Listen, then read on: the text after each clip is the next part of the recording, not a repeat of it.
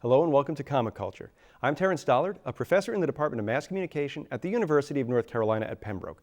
My guest today is President and COO of Top Cow Studios, Matt Hawkins. Matt, welcome to Comic Culture. Thank you so much for having me. Top Cow is one of the, the founding groups that was part of Image Comics. Mark Silvestri, one of the founders of Image Comics, started Top Cow, and you've been with Top Cow since, I guess, just about that time. So what is it? Actually, sorry, go ahead, sorry. I was going to say, what is it exactly that you do at Top Cow? I run the day-to-day business affairs. I edit the books with the two editors that work for me, and we manage the creative and the schedule. And I do the convention circuit. We do about 18 shows a year all over the world. I also manage the licensing, the film and television stuff, and all the international foreign licensing. And I write 4 books a month. Now that's a lot of moving parts there, because you're talking about conventions which involve traveling, and I know during the pandemic the conventions have slowed down a bit, but in a normal year you're going to a bunch of different shows all across the country. On top of that, you've got to keep, making sure that the creators that work with Top Cow, that their books are coming in and getting edited and getting sent to the printer and getting distributed. And then on top of that, you're writing 4 books a month. So what sort of work do you do to sort of like schedule your time to make sure you've got enough to do the office work, the creative work, and all of the other stuff that goes into being a normal human being? Well, I figured out about a decade ago that the easiest way for me was to write in the morning and do business in the afternoon. So, it doesn't always work that way, but I usually get up between 5 and 6 in the morning. I go work out, and then I start writing. And I write till about noon, grab lunch, and then I start checking email and start calling people and do Zooms and figure out what needs to be done. And it doesn't always work that way. When I'm on a heavy deadline, the last few days of a book, like I finished Colossus last week. So that book is very fresh. When you're finishing a book, I'll probably spend the entire week, the entire days just getting it done. And then, like when I have to do foreign licensing and some of that stuff, it screws up the schedule. But in general, I try to write in the morning and do business in the afternoon. Now, you mentioned the new book, Colossus, which I had a chance to read. I think you had posted it on Twitter. And then you've got another book that Top Cow is releasing, which is Metal Society. And that's a book that you didn't write. So when you've got a creation of your own and a creation that you brought into Top Cow that you're kind of overseeing, how do you sort of make sure that you give the right attention to both? Because I know, like Clint Eastwood said, never skimp on your own close-up when you're directing your own film. But at the same time, you don't want to skimp on someone else's close-up. So how do you kind of balance between your own creative output and someone else's book and make sure they're both good? Well, most of the people I work with are professionals and have been doing it for a while, so they don't need a lot of supervision. And that makes it easy. The one thing about Top Cow is we're sort of more of a boutique company. We only do 4 to 6 books a month. Marvel and DC are doing close to 100, and Dark Horse does 40. Image Comics overall probably does 50. Boom and IDW both do 40, 50 comics a month. So there's a lot of output there, and we've always sort of kept it smaller and more boutique. I mean, Top Cow, I believe, is the only currently owned company outright by creatives. I mean, Mark is an artist and I'm a writer, and we run the company. I know there are a lot of creatives at other companies, but I don't think they own the companies. So, and that's given us a unique, I think the greatest asset I've had is Mark Silvestri himself, because he's such a talented artist and he's created and taught so many other artists. I mean, Michael Turner, Dave Finch, Joe Benitez, these were all assistants of his that he taught how to draw. They had drawn before, but they came in. If I showed you some of these artists' samples when they were hired, you'd be shocked. I mean, they don't look anything like they do now. And several of them did Mark's backgrounds for years. And so having that level of a Hall of Famer artist as the primary owner of the company and, my confidant, talk to all the time and work with on a regular basis has really elevated me. It's difficult to break into comics as a writer. It's very difficult. I started out, like I said, in the early 90s. I didn't actually start with Mark. I moved to Top Cow in 1998. I started with Rob Liefeld with Extreme Studios. Rob is the guy who created Deadpool and did Youngblood and a bunch of other things. He hired me after I just met him. Kind of a strange thing. I just had a weird opportunity and I took it. And I've never looked back. I was in college. I was doing my master's. I was working on my thesis. And I met him and told him I was working at a retail banking job, Norwest Financial. I was literally just handling people as they come in. And there's nothing worse than dealing with retail people. I hate that. It's different when you're at a convention and you're a creative and people want to autograph your book or you're trying to tell them and sell them your book. People at comic book conventions I found are usually pretty nice and pretty cool. They're there to have a good time. So no one's there to, get in your face. So, but when you're at a bank or working retail, like my son works at a restaurant. He tells me constantly about the Karens, as he refers to them, and I had to look up what that meant. But he works in Santa Monica, and it's a very privileged area, and he literally just quit the job because he couldn't take the people anymore. Now, you had mentioned before we hit the air that you were not a comics reader growing up, and then you just sort of fell into it after you met Rob.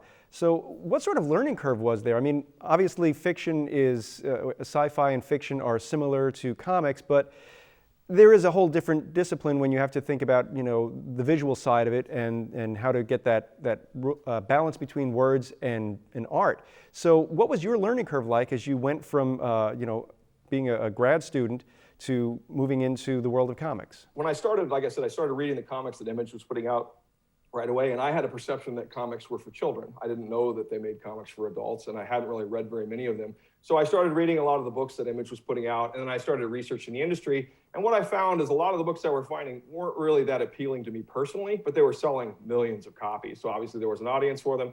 But then I discovered writers like Alan Moore and some people like Rick Veitch, and started reading some of these books. And From Hell was the book that kind of changed my life. I started writing comics before that, but From Hell was, when I saw how detailed it was written for adults, and he did a tremendous amount of research, and he included the research in the back of the book. So if you look at any book I do, all my research is in the back. Like Think Tank, which is the favorite book I do, is about a scientist who develops weapons for the military, and he wants to quit because he doesn't want to do it anymore. They won't let him quit because he's too valuable.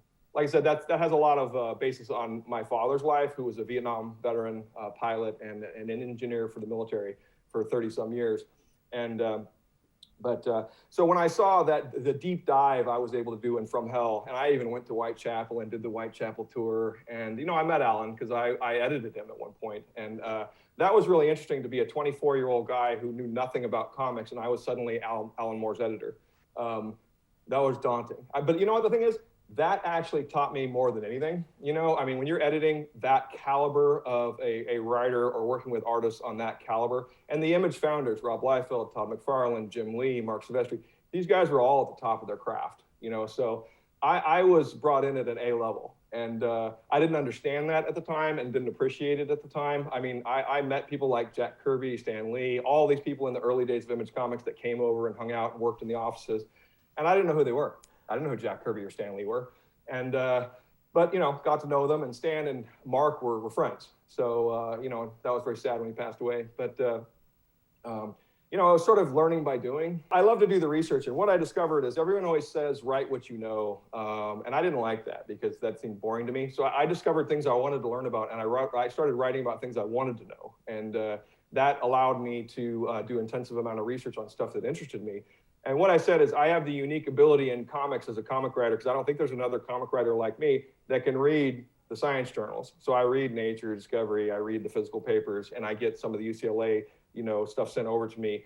And I go through that stuff. And the beautiful thing is I seem like a prescient genius, even though I'm really not, because I'll find stuff in the science journals that doesn't filter down to the regular press for a couple years. And that's about how long it takes me to get a book out. So when stuff filters into the regular press finally is when my book is coming out, and then people are like, oh my God, how do you know this stuff? And I'm like, I tell people I read it in these journals. To give you an example, in 2012, I read the Harvard research about these guys that were able to insert data into DNA. They were able to, two guys at Harvard, I don't remember this study, but they were able to record information on DNA and recover it. So they used DNA as a method of storage, of data storage. So that sparked my interest, and I started doing a deep dive into that. And there wasn't much because it was very cutting edge. But in 2015, I put out a book called Stairway. And Stairway was about a geneticist who was doing research, and she discovered that in our DNA, what we used to call junk DNA, there's actually full of all this information that's been there for billions of years. We don't know where it came from. And a la kind of, Michael Crichton's Contact, they start deciphering it. They figure out the cipher to figure this out. And then she starts building these things, and all hell breaks loose. And I love stuff like that. And, in the back of those books, I do intensive research. And there are some people that tell me they like the back of the books better than the stories. I don't know how to feel about that, but I do both, so whatever. Now, you talk about the back of the book, and you talk about research. And first off, it's fascinating that you got to edit Alan Moore, and I do want to talk about that. But the thing about Colossus, I had the chance to read that, as I said. In the back, like you say, there's your, I guess, your bibliography or whatever you were using to kind of, build your story on. And it's a lot of very personal stuff, both Yes. you, your children, and your experience traveling as sort of an army brat, so to speak. Yes. But you're also, like you said, working on something that is now into the mainstream culture, and there's a lot of, I guess the characters, the two main protagonists that we see in that first book are what we might consider to be sort of the folks who would go to a particular political rally and demand to lock someone up, and it's just fascinating because you take these characters and you have a protagonist who's a biracial teen, and it's this new environment, and so when you're putting all of this together and it comes out at a time when this is again part of that popular discussion, it's got to be rewarding that all the work that you did, laying the groundwork, doing that research, just happens to coincide with the rest of us figuring out what's going on. Yes, and that's by design. I mean, I tend to do things that are topical. I try to have them come out, and I can do things fairly quickly. I mean, the nice thing about a comic book is if I try really hard, if I found out something today, I could get a comic in the stores in 6 months.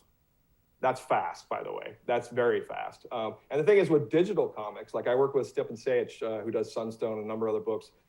He does a lot of digital stuff, and he does Substack and Patreon. So his stuff goes up immediately. Like his book would come up next week. I haven't fully gone to the digital world. I still associate all my digital with my print, and I do it collectively. But the preview book you just read was something I put together as a digital. The book has not been printed yet. It'll be out in March. It's fun to do these dives and try to do things that are topical and interesting. I think part of my goal with writing, and the reason why I've shifted more honestly into writing than on the business side, I've brought in some people to take over some of these things. I have agents, lawyers, and managers I work with, but I really enjoy the writing because it's fun for me, and I get to work. And comics are a very collaborative medium, meaning, I always tell people if you want to be a writer and not have other people change what you're writing, write novels. You're going to have some of that, but it's the only pure writer form. Maybe poetry. But, you look at film and television, it's a collaboration of hundreds of people. You look at comics, it's a collaboration of at least two people, a writer and an artist, and it's a visual medium. So I always know that when I'm writing my stories, I'm actually writing my story for one person. That's the artist. And that person then writes it, and then I interpret it, and then we collectively put it together and collaborate and put it out into a form that is available for mass market. Now, it's interesting because you say you're writing it for one person, and it makes perfect sense. That's your key audience, is that artist who's going to take your idea and flesh it out. So when you have that idea, when you write that script, are you following sort of the full script method where you're breaking down the page panel by panel, or is it more of that loose Marvel style where you're explaining what the concepts are and letting them kind of interpret it, and then you react to the artwork? I do both. Colossus, I wrote full script because I was working with an artist who asked me to do that. So I wrote most of the dialogue in advance. That one was a little more interesting because I was concerned with the content, given everything going on. And you saw that I actually self-censored some things. I chose to do that. The artist itself is the one that does the legwork. I mean, I can write a comic in a weekend. The research might take years, but I could sit down and write the thing in a couple days. The artist, it takes a month and a half to draw it. So that's why it's easy for me to do 4 or 5. I've done 8 books in a month. I know there are some writers that'll do 16 books in a month. That's too many, I mean, 1 a week in order to shift gears. That's what I try to do because it's easier for me. But the Marvel style I use, like on Think Tank, the book I was telling you about, I work with an artist named Rasan Ekadal, and I've worked with him for 20 some years. I know the guy, we're tight. And I have, when I've been late on other projects, I'll call the guy on the phone and say, hey, can you do the first 8 pages? Have the plane flying in, this, that, and the other thing. You can do that with someone you have a relationship built up like that. I genuinely write full script when I'm sending it to foreign artists. If English is not their first language, I always write full script. And because I want to give them as much as they can get, and then they'll translate it. And if they have questions, they can come ask me. And when I write for foreign artists, I often include a lot of photo reference. If I'm working with someone in the States that I've been working with for a long time, an English speaker, I typically write Marvel style. And that's just, you write the plots. Sometimes you'll write page 1, this is it. You'll write the panels, but you won't include the dialogue. There's so many different ways to do it.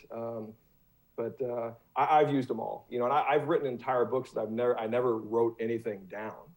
I mean, I verbally gave it to the artist, and then I verbally gave it to one of my editors, the dialogue. I don't like doing it that way, but sometimes when you're that impacted for time, you just got to do what you got to do. But my preference is the Marvel style. Because once you get the art, I always change the dialogue anyway. So if I write full script, I end up rewriting it anyway. So rather than doing that, I'd rather just write it once. But I write very quickly. I tell writers this all the time. I said, write quickly. There's no such thing to me as writer's block. If you can't figure out what to write anything. It doesn't matter. You're going to change it anyway. So when I do the first drafts of my plots, I tend to do them in an hour. I mean, very quickly. It's not, and about 50% of that will be used. And by the way, I'm old school, dude. I'm in my 50s. This is how I write initially. I'm still in the notepad thing. I don't type it until I've got it all fleshed out. I still do the little index cards on the wall and stuff like that. Most people don't do that anymore, but I'm just still a little more old school. I like it that way. It's easier for me to visualize. And it's funny because it's one of those things where there's really no rule to be creative. I had a conversation with a student who said they wanted to draw something, but they didn't think they'd be very good at it. And I just was like, well, did you have fun drawing? Yeah, well then just keep drawing. So there's really no wrong way to be creative. And the old school approach works well. I myself, if I do get a chance to sit down and write, I will try and write down that, the log line, the basic idea of something and kind of, just get that. And then from there, my brain will kind of hopefully solve that problem that I just posed for myself. Now, one of the things I find really interesting about Colossus is you are using a character. I guess it's sort of a golem, and you're using that as this through line that's connecting us with events in the Holocaust and events that are happening right now in this Midwestern town. So when you are coming up with this idea, and I know it was inspired by a song, how do you sort of put all of those pieces together and come up with something that's really a compelling and fascinating story? I have no idea. I'm just being honest with you. I mean, I outline extensively, and the golem thing came to me because when I listened to the song, that's based on the Clay people did a song called Colossus, and I read the lyrics, and I'm not into heavy metal, so that's not my bag, but I read the thing, and I started thinking about it, and then I watched the video where they had like Godzilla, like public domain Godzilla footage fighting Mothra and all this sort of stuff in their video, and I'm like, I don't want to do that, and so I started thinking about it, and I looked at the words, and I realized that it kind of spoke to me of drug use and addiction, is what when I read the lyrics, and I called the guy who wrote the song, and I said, is this song about drug use and addiction? And he's like, how'd you know that? I'm like, well, pretty obvious, but to me at least, So I thought about it for a while, and then for whatever reason, I remembered that X-Files episode with the Jewish golem, Kadish, I think is the episode in the 3rd season. And I was very curious. I'd never heard of the Jewish golem myth before, and for whatever reason, I remembered that. I didn't see it again, but I've seen that episode 25 times. And so I knew what the Jewish golem was. And so I went to a friend of mine who was a Jewish guy, and I asked him what it was. He had never even heard of this myth. And I'm like, okay. So then I did a deep dive online, spoke to a couple of rabbis that were willing to talk to me, and kind of figured out what it was. And initially the story I wrote was very much a vengeance and retribution story. That was the intent. What shocked me was when I talked to the rabbis, the modern ones, they tend to say that revenge and retribution is not Jewish, and that they don't support that. Although if you look at the Polish rabbi who sort of inspired this myth, I mean, he created it. The ideal behind it is that it was created as a desire to inspire Jews to fight against oppression. I mean, that was the idea of it. There's a lot of anti-Semitism everywhere.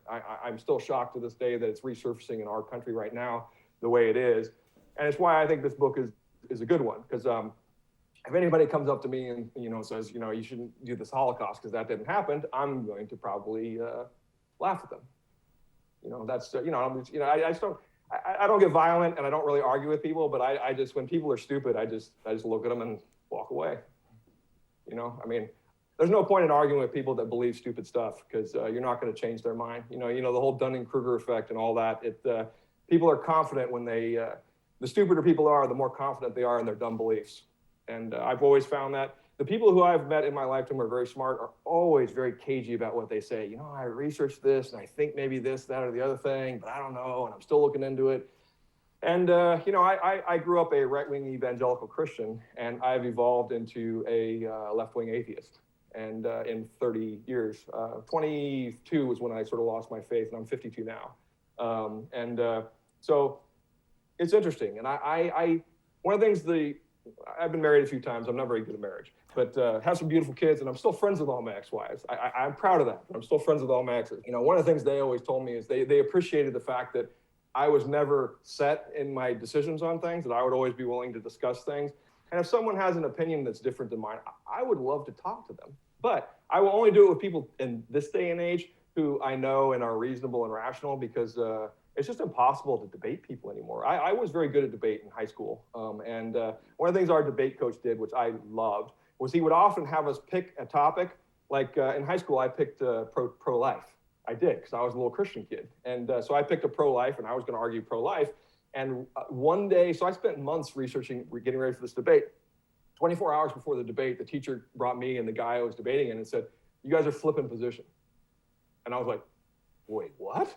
And it freaked me out, because suddenly I had one day to argue pro-choice, And so what this guy and I did is we went and spent the day together. And we just talked to each other and figured, and it was a fascinating thing. And then I went in and argued pro-choice, and the next day, and I won the debate. It was a moving experience for me, because it forced me to really look at an alternative point of view that I radically disagreed with. And and I work with, one of the things I work with here in LA is I work for a program called CASA. I don't know if you know what that is. It's court-appointed sanctioned advocates that work for the court system out here that represent foster kids.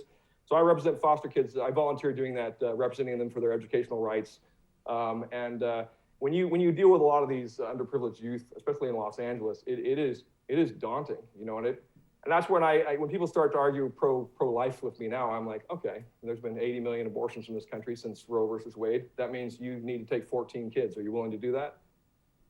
You know how many people say yes? 0. So. I'm sorry, I didn't mean to go off on a tangent, but it helps me understand how you do the work that you do, because it is interesting. You a lot of times have to put yourself into the mindset of characters that you would find aberrant in real life, and yet you have to make them believable enough for the audience. So being able to do that is a wonderful gift to have. I see we have about 5 minutes left in our conversation, and I did want to talk about the talent search. You had mentioned that Mark had helped a number of artists that are now quite large names themselves in the comics industry. So can you tell me a little bit about the talent search? We do a Top Cow talent hunt every other year. Right now, we just launched one. It's on the Top Cow website, topcow.com. So if you are an up-and-coming artist and you would like, or a writer, and you would like to participate in this, the rules are all there on our website, and you can research it. It was originally just an art contest, because we're always looking for new artists, always, because we train them and we keep them for a few years, and then they go off and do other things. A lot of comic artists don't stay in comics forever. Like, they'll move into film and TV, storyboarding, animation. People tend to bounce around. So we generally are able to keep an artist for 5 to 10 years. So we're always looking to create new talent. So Mark always has been doing this, and I was running this program for him. But then one day I just decided to add writers. It was almost on a whim, because I realized there is no mechanism for new writers to break into our industry, and it's insanely hard. To give you an example, the last talent hunt I did, we got 1,100 written submissions for one winner, and it's daunting. I had to read all those. Yeah, I mean, I try to help people. I tend to help people that are nice and not douchey about it. You'd be shocked at how many people are like, "I can do what you do. What you do is easy." And I'm like, "Okay, I'm not going to help you, and I'll never see you in my industry." So I always tell people, be kind, be friendly, and be self-deprecating. You'd be surprised how much that will help you in your career. And I see we have about 3 minutes left in our conversation, and I did want to talk. We see this a lot on social media, where it's a strategy that some young artists have, where they will criticize an existing artist, and they'll trash talk them, and then be surprised that there's some sort of blowback, that maybe that's going to hurt them in real life. So if you were talking to a young artist, what's the best way to approach an artist at a con and kind of get feedback without sounding douchey? Ask for it and mean it. It's very easy for us to interpret. I can tell within seconds if someone actually wants legitimate feedback or if they just want validation. Most people, when they come up and say, "Will you look at my portfolio? Will you give me any feedback on my story? Will you do this, that, or the other thing?" They don't want feedback. They want a job. They want to be hired. They think they're ready. And I can tell you that out of 1,000 people that I've seen in the last 10 years, we hired one. One. I mean, that's not a huge track record, and I keep track of some overtimes and people come and go, but there's one guy I found 2 years ago, and I saw his portfolio. It was an artist, and he blew me away, and he'd never worked professionally. He'd never had any training. He was just naturally gifted. Now that's very rare, but I would just say, look, be self-deprecating. This brash confidence that people seem to have today. And by the way, criticizing existing people is the worst thing you could do. My industry is very small. There's only about 1,500 regular workers in the United States in comic books. And that's not a lot, and there are all these conventions all over the world that we all go to. I'll be in Abu Dhabi in 2 weeks for a big show in the Middle East. So word gets around. I mean, if there's an artist who's starting to show or starting to submit, and the guy or the woman is kind of douchey about it, that gets around very quickly. And I can tell you, the absolute worst thing you can do is trash talk people on Twitter. And the other thing you don't want to do is just be a general douche on Twitter, because I can tell you, every person I vet to hire, I go look at their Twitter feed. I go look at their Facebook. I find them and I look them. And in many cases, what I'll do is, because they want to work for us, even if they're private, I'll add them. They'll know who I am, so they add me. And you should think about that before you realize, or you should go through and purge your own feed. Because if you're going on there, because for me, even if you're going on there and attacking, say, like, who's a good target right now? Kanye West. Let's say you're going on there and you're radically attacking Kanye West for what he's saying, what he's doing. That's a red flag to me. Because if you're that willing to be that open and attacking and critical, you're probably going to do that for everything. There's a certain type of person I like to work with, and they're just very relaxed, I just can't handle these. There's so many people that are so angry. Angry people I avoid like the plague. Well, Matt, I'm going to have to stop our conversation there. They're telling us desperately that we are out of time. I want to thank you so much for taking time out of your schedule to talk with me today. No problem. Thank you so much for having me. And I'd like to thank everyone at home for watching Comic Culture. We will see you again soon.